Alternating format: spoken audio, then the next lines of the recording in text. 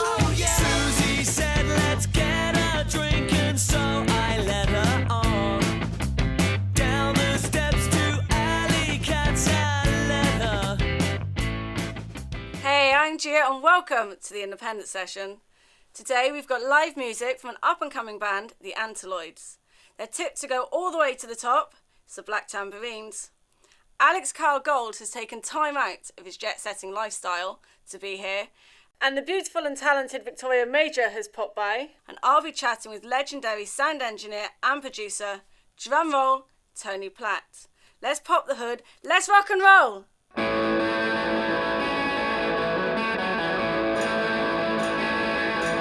Well, Billy took out his mother back and did it for the road. He needed an adventure, you know he was so easily bored. His friends said, Billy crazy, you are sure to wind up dead. But Billy did not care, he simply chewed his gum and said, well, my friends, whiskey and women, they feel to you, but I just like riding motorbikes and occasionally sniffing glue. I appreciate your concern, but oh, boy, is that the time. Gotta go now, do take care, I see you somewhere down the line.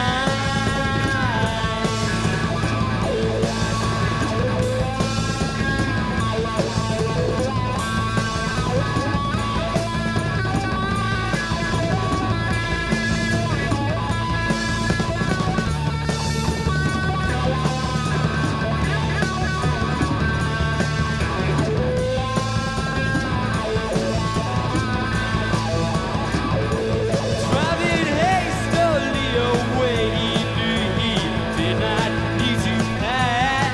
All he needed was smooth jazz and some Jack Kerouac. 100 miles an hour, didn't know where he would go. Past the Arizona line and Denver, Colorado. On the road he found a dog. Station was the dream, but he didn't have much money, and the dog it had to feed. Anyway, he was out of gas, and the dog stuck around, followed closely by his bike as he slowly rode to town.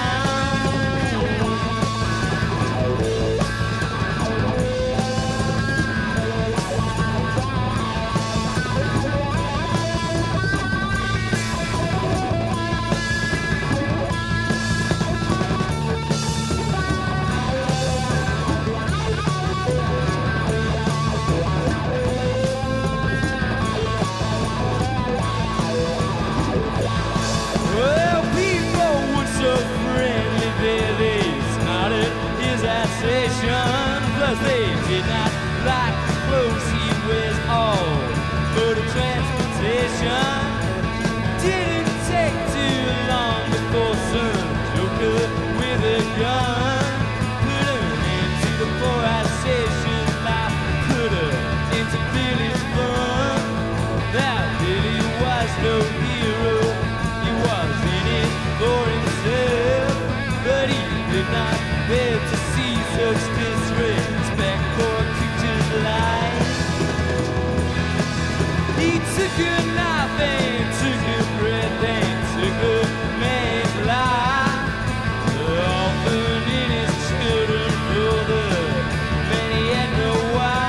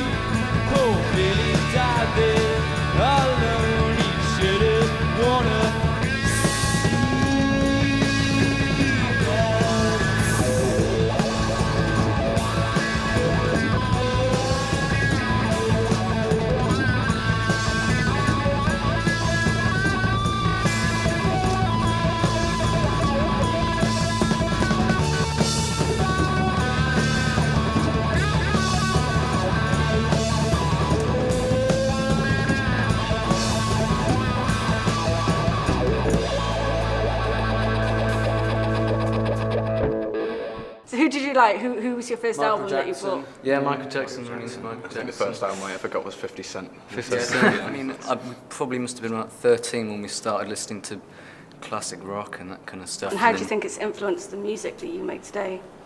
Well, we know what not to play, I suppose.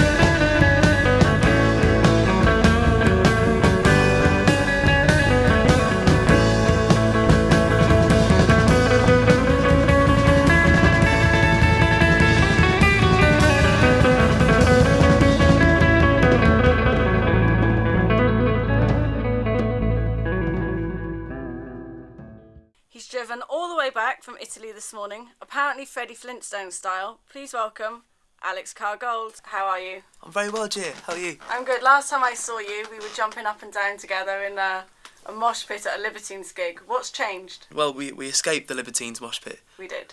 Just. And I've left the band. I've joined a few others. I've eaten inhuman amounts of cheese. That's been about it, really. last time I saw you, you were in the band, the Bootars, and then I got an email, good night, goodbye, good luck, and all of this. What decided to make you leave the Bootars? Just the passage of time, really. We've been together for 7 years, or thereabouts, and, just, I guess, textbook stagnation and everything that happens to a young band who kind of don't, for whatever reason, go the distance. And it was just the right time to can it, really. Did you fall out, or are you still friends? No, I mean, we all have our touches. We're good mates, and mates do, but we're still pals. We still have our Christmas together. Oh, that's nice. But as a musical entity, it's over. It's consigned to the memory. So you've been touring around Europe. Yeah. Tell me about the tour. It was great. I was touring with a band called the Dorellas, who were a bunch of glam punks. Right. And the singer Robbie, he used to be in the Vibrators, and that's kind of a big part of their thing. And we did Belgium, Switzerland, Germany, France, and Italy. So what was your reception like out in Europe? It was great, really good. The Germans and the Italians especially are quite fervent in our admiration of it's. We do the punk rock circuit, so it differs wildly. I mean, you do kind of big venues and then you do squat parties, and it's all very. I love a good squat party. Yeah. But yeah, I mean, they really, really dig it. I don't know. I guess kind of being in London, you start to get a little bit immune to the pleasures of music. Just kind of watching it, and because there's just so much on, and speaking to people afterwards, one of the first things people say is, it really. We really love it when bands from London come over, bands from England, because we don't get an awful lot. There's not the choice you've got over there, and I'm saying, well, there's so much here. It's I kind of prefer to be out here and have each gig to be a proper event rather than just something that's a very small pebble ripple in a giant pond of sounds.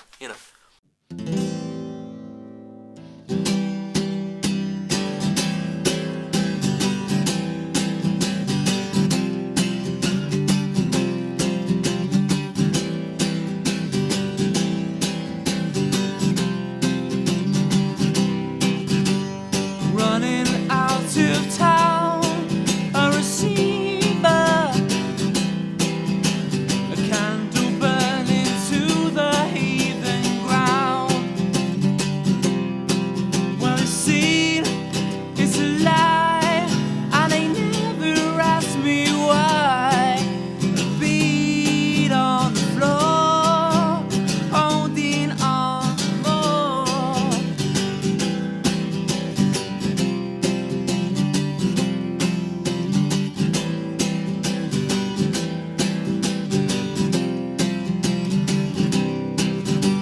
The lonely only try to deceive ya.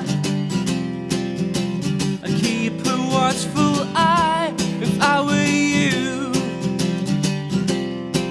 'Cause across I go gone, only turning nose to stone. Cut it off, spent eternity alone. Whoa, whoa. So, when you feel a bit alone, time slow while you la la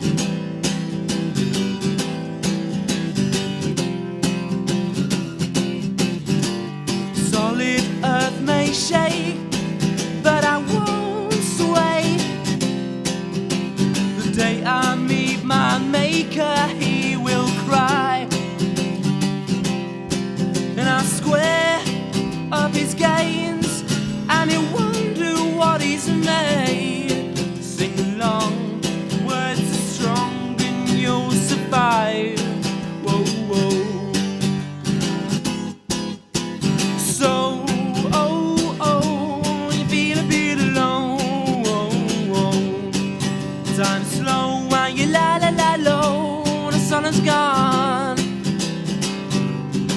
The clouds grow in slow-mo. You've seen it all before. You know when it's over, and you hope when the good is gone. Put a little on.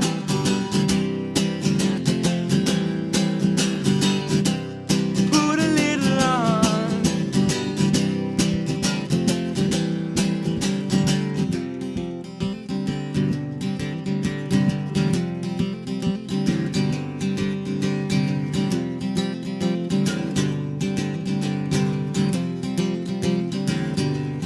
Put a little on when the sun is gone.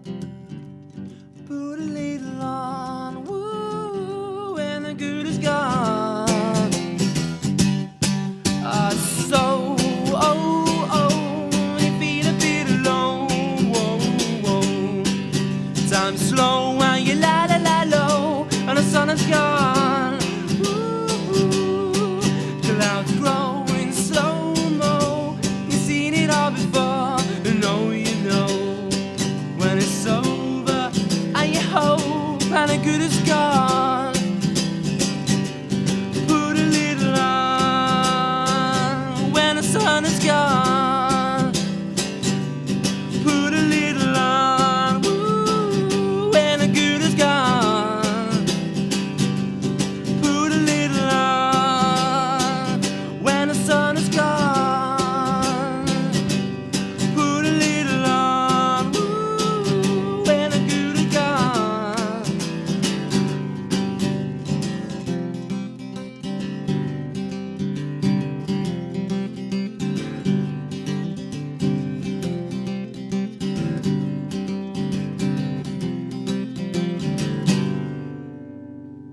Do you kind of like have a 5-year plan, or you're just going to dilly-dally and see what happens? No, I used to have a plan, but I find now the best plan is to have no plan and just go with the flow.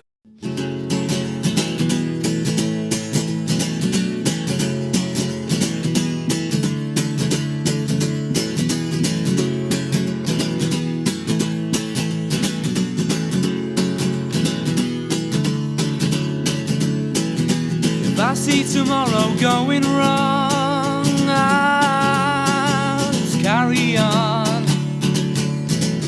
If I can no longer lean upon you or anyone, little taste, I've seen the future. It's without you, never dreamed of it without you. I wasn't raised to seize or suit you.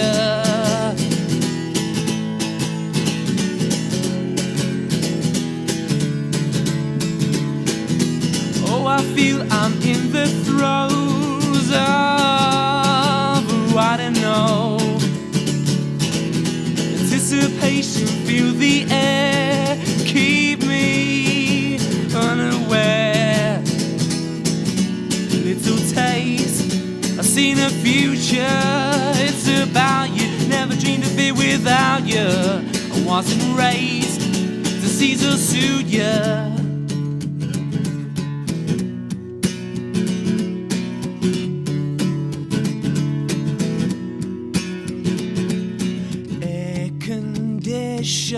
Gypsy, rolling on the air condition, carefree, throwing down the load.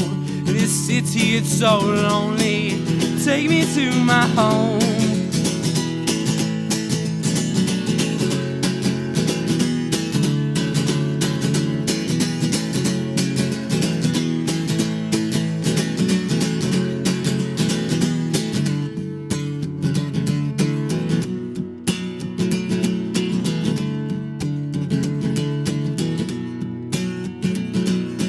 Air-conditioned gypsy, rolling on the air-conditioned, carefree, throwing down the load.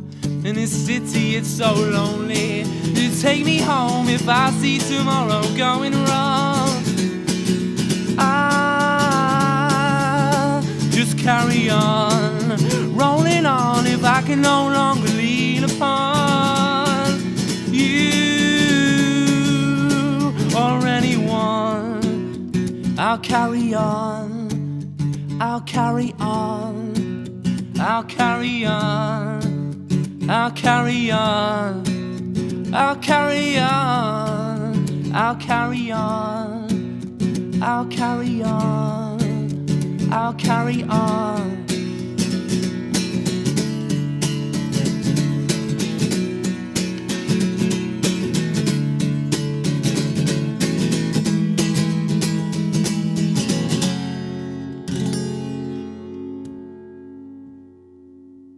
I'd like to introduce you to a recording engineer who's worked with the likes of The Who, The Rolling Stones, AC/DC and The Cult. He's an absolute legend. It's Tony Platt.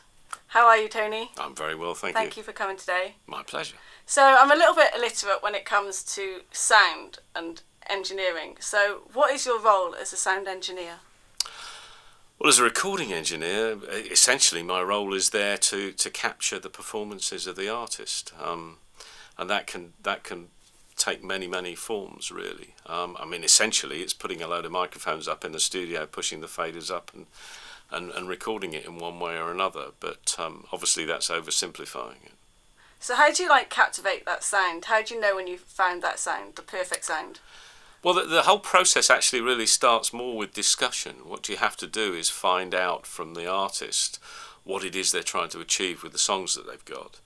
Going to see a gig is a very good thing to do, because then you get an idea when they're playing live of how they want to present their music. Do you set them up in the studio the same way as they would be on stage at a gig? It depends on the type of artist. Certainly with AC/DC we did that. Malcolm is on the left and Angus is on the right, and so it's. But Angus skips from the left to the right, doesn't he? Well, yes, but if you did that on record, it'd get a little bit sickening, moving backwards and forwards. But but the general sort of picture is roughly like that. But that's by no means a sort of a regulation thing that anybody does. So what's your approach to working with musicians? Goodness me! I mean, how long have you got? As long as you want. Lock the doors. It's really this thing of finding out what it is they want to achieve. That's what you're there to do, is to actually act as, if you like, a sort of interpreter. And that's where it crosses over into the production side of things. I grew up in a music industry where the line between engineers and producers was not a clearly defined thing. Right. We sort of considered ourselves to be part of the production process. So it is very much about communication. It's very much about enabling the artist to do what they want. One of the things that you quite often find with, even with extremely talented musicians, and it's the same with a lot of talented artists and creative people, that they're not particularly eloquent in terms of describing what they want to do. So sometimes you have to sort of dive in there and try and interpret what it is they're trying to say, right. Extrapolate the ideas that they have, and sort of put some meat on the bones, if you like, of what they've got in their head. Sometimes delving inside a musician's head is difficult. It's a scary place to go. That's for sure. I want to talk about AC/DC for a second. You worked on the album Highway to Hell. Yeah. And on the album Back in Black. Yeah. Now, between that period of the two albums, Bon obviously died, and the band considered splitting up, but 5 months later they went and recorded the album. What were emotions like in the studio? By the time we got into the studio, it was clearly evident we were going to make an album. Obviously, the whole process was a massive shock. I really expected them to carry on, I must say. Did you expect the album to be as huge as it was? 49 million copies, give or take. No, you can never predict anything like that. You make. I like to feel that I always make the best album that can be made, but it's a set of circumstances that leads to something being that massive. By that point, AC/DC had done enough of the groundwork for them to really take off. But I think the combination of factors was huge. It certainly helped that there was an immense amount of backup publicity, if you like, from Bon's death and the new singer coming in. But fundamentally, what made that album sell that many copies was that it was a great set of songs that were brilliantly produced by Mutt, brilliantly recorded by me, of course. Obviously. Brilliantly mixed by me as well. But, you know, this was a band that were absolutely at the top of their game. And yeah, perhaps, the circumstances focused their minds. Certainly when we were in the studio, it was a very close-knit group of people. We were all feeling a little bit of the pain in one way or another. But by the same token, we were all very, very committed to making sure that Brian felt as comfortable as he possibly could. Because, not many people think about the massive, massive task that he undertook at that point in time. He's coming into what was an emerging, very big rock band from a career that had somewhat stalled, and on the coattails of a singer who was extraordinary, to say the very, very least. And it was, these are huge shoes to step into and fill. How did Bon kind of like differ to work with compared to Brian Johnson? Bon was very much the kind of the rebel, totally sort of off the hook. Yeah, off the hook sort of person.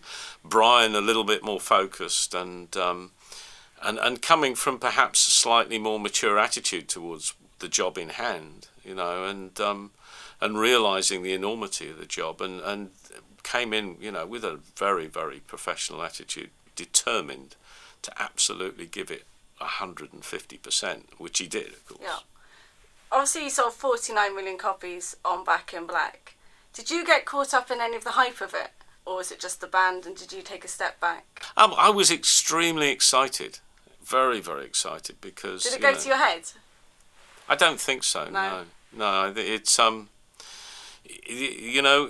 one of the good things about growing up in the music industry at Island Studios was that we had this constant procession of huge, fantastic artists walking through. I mean, one of the stories I always tell is that literally the week after I started at Island as an assistant engineer, I walked into the studio office and there were only 3 bands in for the next 3 months, and they were Led Zeppelin, The Who and Free. That's a pretty good way to kickstart your career, I thought, isn't it? I've died and gone to heaven here. This is fantastic.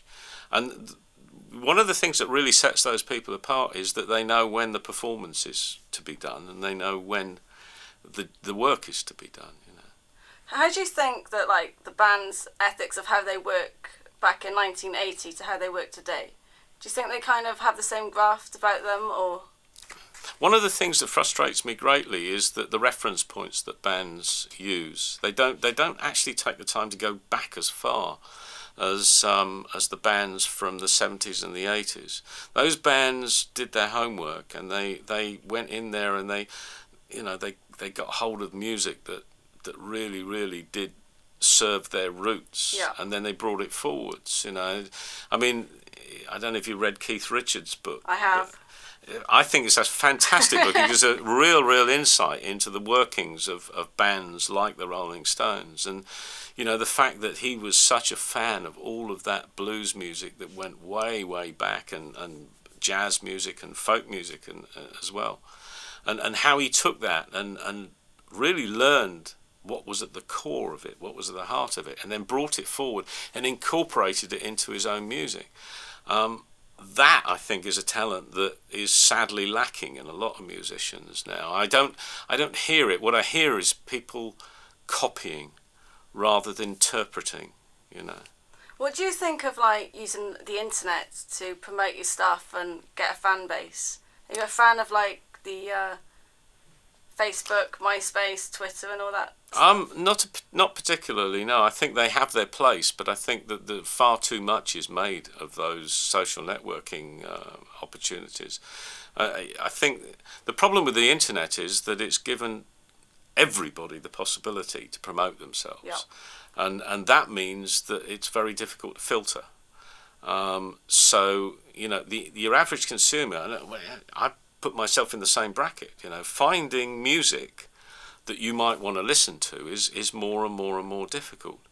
I still tend to return to recommendations from friends. I'm a big fan, for instance, of Spotify Radio, where you can... I came across a band called the Band of Skulls, who I think are absolutely stunning, quite amazing band. Great songs. Their new album is sensational. Because I tuned into Spotify Radio and I discovered through another artist that I was listening, I think it was Rufus Wainwright, and then I discovered Joan as a Policewoman. And then on Joan as a Policewoman's radio, I discovered Band of Skulls. Now that, for me, is the best way that these things work. I think that putting your page up on MySpace and then sending it out to as many people, Spamming everybody. befriending as many people as you possibly can is actually probably more counterproductive than it is productive. Back in 1980, when you were working with like AC/DC, obviously you didn't have the internet like we had it today. So how did they promote and like get their music heard? Gig every single night around the country. I remember Malcolm telling me a story. Well, no, actually, it was Bond telling me a story that when they started out in Australia, they'd sometimes do 3 and 4 gigs a day. You don't see bands doing that anymore, do you? No, I mean, I've seen bands come off stage after doing 1 gig and they're completely flattened. You know? So they haven't got the stamina anymore. I don't know. I think they get the stamina if they thought that it was a worthwhile thing to be doing. Back in the day, obviously you worked with the Rolling Stones, the Who, at the beginning of your career, and Paul McCartney. Yeah, Did you ever get starstruck? Not especially, no. Starstruck? No, not especially. With the Rolling Stones and the Who, that was as an assistant, and at the time, those sessions were either with Andy Johns, who was the engineer for the Rolling Stones, or Glyn Johns, his elder brother, who's the father of Ethan Johns. Right. They were the engineers and producers on those sessions, and I was much more concerned about learning from them than I was about who was, playing in the studio. So, I mean, there were a couple of points. There was one point I took a tray of tea into a session. That's not rock and roll. Well, it is very rock and roll, actually. But I took a tray of tea in because I'd made some tea, and I thought, well, they might want some in there. And there was a guitar player playing, and I looked into the dark of the studio. I couldn't see who it was, and I said to the engineer, "Who is that?" It was a Stephen Stills session. This guy was playing on it. "Who is that?" And he said, "Oh, it's Jimi Hendrix." I think if Jimi Hendrix walked in here, I'd pass out. Well, I think I probably well, yeah, because he's dead now, but like the Rolling That would Stones be a moment that would make me starstruck. Any of the bands you've worked with, I'd probably faint if I met them. How do you think the music industry is today? What's your opinion on it? I think it's really exciting. I think I believe there are huge opportunities in the music industry right now. Where do you see the opportunities? Well, because it's a sort of an open palette, really. You can write your own ideas. I think we're severely lacking in entrepreneurial skills. I don't see good A&R out there much. I don't see that many good managers out there of artists. Right. Everybody wants an easy ride, But I think there are immense opportunities out there for people to just sort of do it their own way. When you say you don't see the A&R people, where are they going wrong in your opinion? We don't have a full record company infrastructure anymore, which is probably a good thing. But I like the fact there are smaller record companies. And I like the fact that in those small record companies you have a few people doing all the jobs.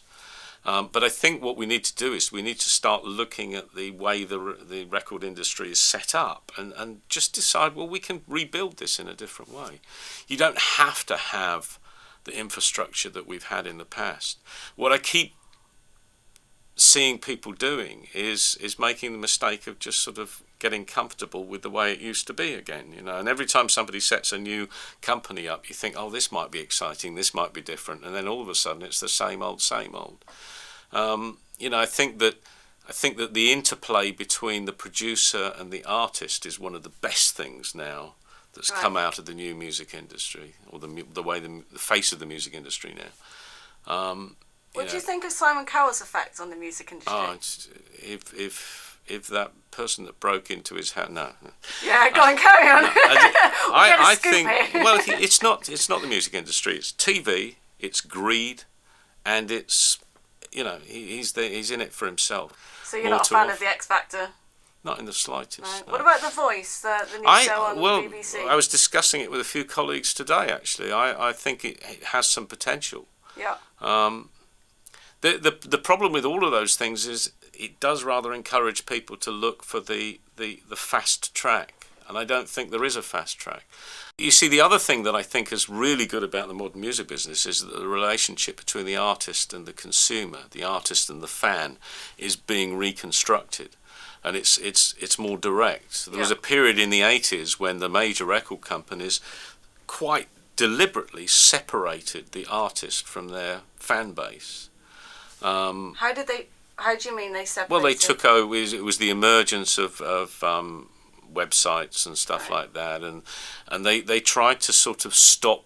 They controlled absolutely everything about what the artist did, which meant that and they branded them. They turned them into brands rather than letting them be, people and musicians and so on. And it's a fine line of difference, but I think it is one that I don't think the consumers really reacted particularly well to that.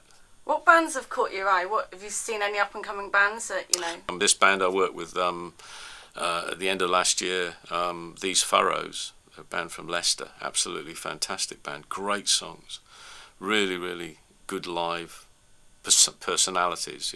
What are you doing with yourself these days? Well, I'm in the mid. I've just finished an album with a Dutch singer who originally comes from Suriname, called Cameron Bell.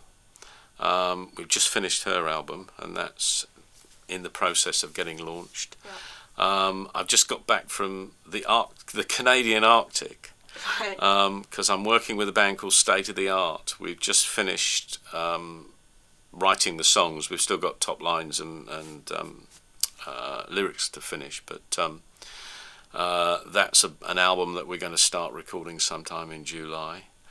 And there's a couple of jazz projects. I've been doing a little bit more jazz work in more recent years. Tony, I'd love to stay and chat for you longer, but we're running out of time. But I personally am absolutely blown away by everything you've achieved in your career. Well, thank you. Thank you for very coming much. today.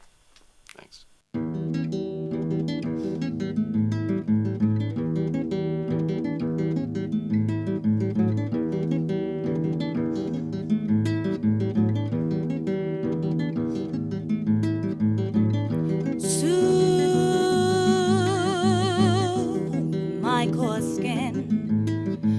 Give me something or leave me nothing. Wear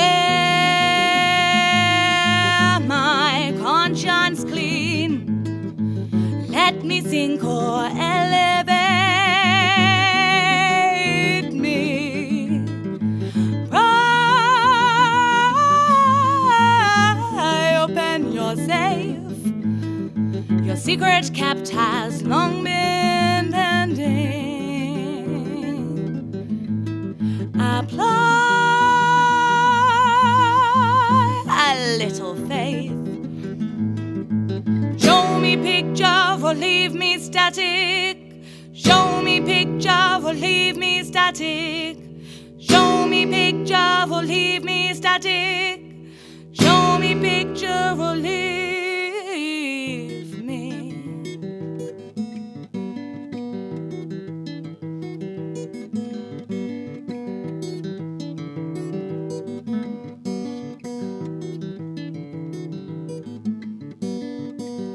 Shape your twisted tongue so I hear you pronouncing your words.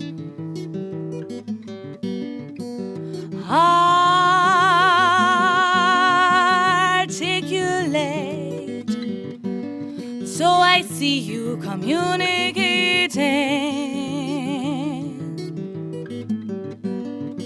Spell it out for me. Guessing games are not my favorite. Love me, or let me be.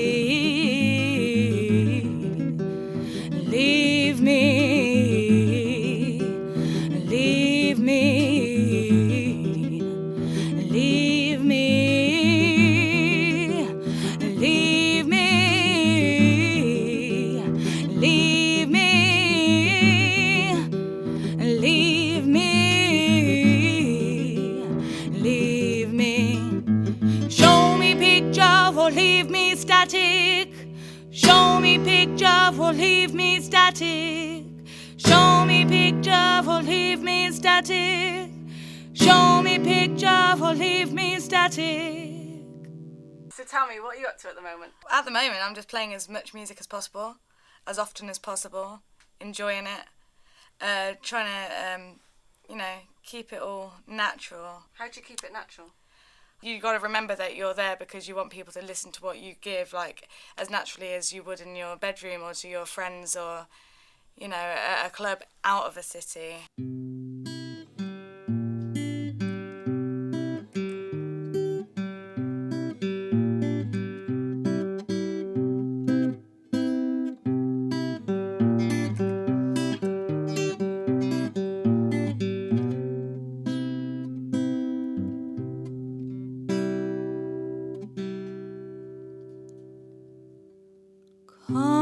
Conversation mirror is where he makes his friends. Topics include whatever he chooses, he has time to spend. He laughs, they joke, he coughs, they cough, chokes, they choke, looks confused, they're not amused. He takes the mirror down.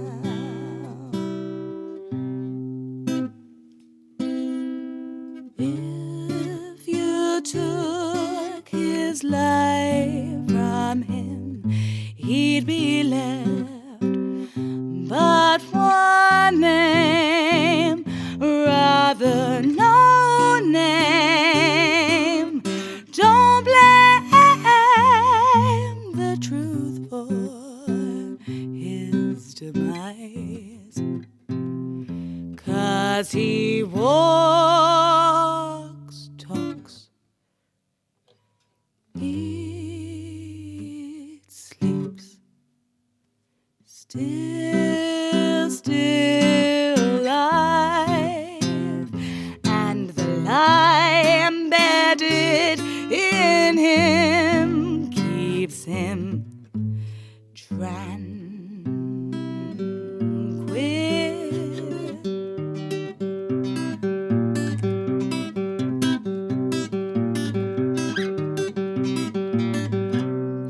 When he makes his dinner, he gets 2 plates or bowls, cooks 2 meals, whatever he feels, and 2 napkins he folds, lights the room with candles placed upon his shelf, makes small talk, dinner conversation, but by himself. If you took his life from him, he'd be left but one name, rather no name. Don't blame the truth for his demise, 'cause he walks, talks, eats, sleeps, still alive, and the lie embedded in him keeps him tranquil.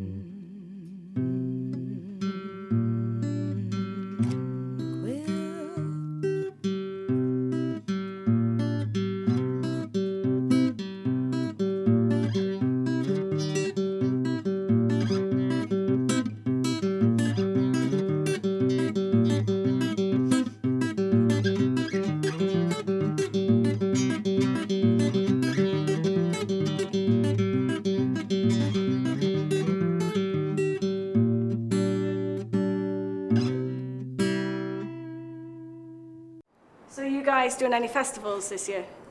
I think we've got a couple. We've got 2. Yeah. One that's in Canterbury. Yeah, lounge Chic in the and park. Funk. Yeah, Have you chic. got a booking agent that does that for you, or are you doing it yourself? We do it all ourselves.